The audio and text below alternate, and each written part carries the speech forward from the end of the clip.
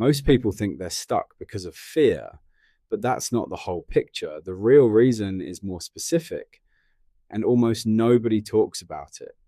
You're not stuck because of one fear.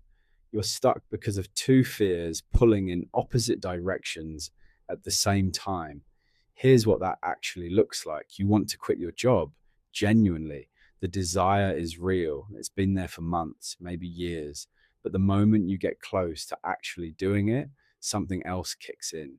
Fear of instability, fear of losing income, fear of the unknown. And here's the trap: both impulses are completely real. The want and the fear, neither one is irrational, neither one is wrong. So you stay frozen, not because you're weak, not because you don't know what you want, but because two equally real forces are canceling each other out.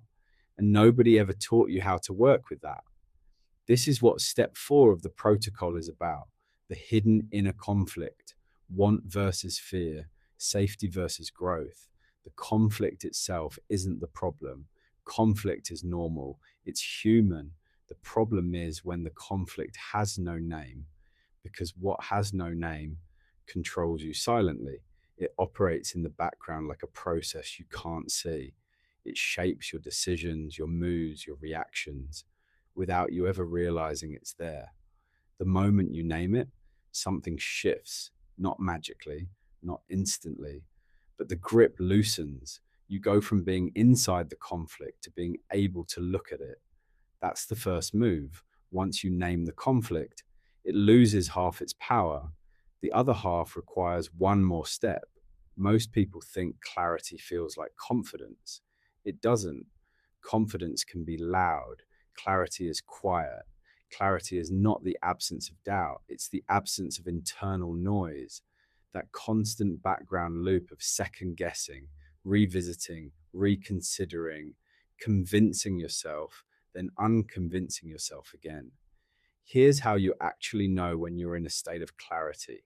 You make a decision and you don't go back to it. Not because you're forcing yourself not to, but because there's simply nothing pulling you back. There's no anxiety after choosing, no subtle dread, no feeling that you might have gotten it wrong, just a kind of quiet settledness. You don't need to convince yourself it was the right call. It just is. You can explain the situation or the decision in simple, plain words, not because you've rehearsed it, but because the picture inside is clean. There's calm, even if the decision is hard, even if it involves risk or loss or real uncertainty. The calm isn't about the outcome being guaranteed, it's about the internal state being clear. You feel like acting, not like waiting, not like gathering more information or talking to one more person or sleeping on it one more night. You're ready to move. That's what clarity feels like from the inside. It's not positive thinking, it's not motivation, it's not telling yourself a better story about your situation. It's clean perception, no distortion, no static, just the situation as it actually is, and you able to see it. Most people have felt this state briefly after a long conversation that finally cuts through, after a moment of sudden understanding, after a night when everything just became obvious, but they don't know how to access it intentionally. That's the difference. I've seen this state restored in people in under 2 hours, not through therapy, not through journaling, through structure, a specific sequence that clears the distortion and lets you see what's actually there. 8 months, same options, same loop, same paralysis every morning. This is Lena's story, 38 years old, financial director at a company she's worked at for over a decade. From the outside, successful, stable, experienced. From the inside, completely stuck.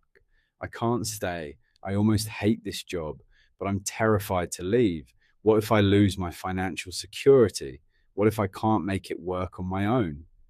And underneath all of that, a dream she'd been carrying for years, painting Christmas ornaments, something she'd always loved, always pushed aside, always told herself wasn't realistic. 8 months of going back and forth. Staying felt like betraying herself. Leaving felt like stepping off a cliff. So she stayed and felt worse and stayed some more. Here's where the work actually started. We separated the fact from the interpretation. The fact, she could resign from her job. Her interpretation, resigning means losing stability, losing security, losing everything she'd built. That interpretation felt like truth. It had the weight of truth.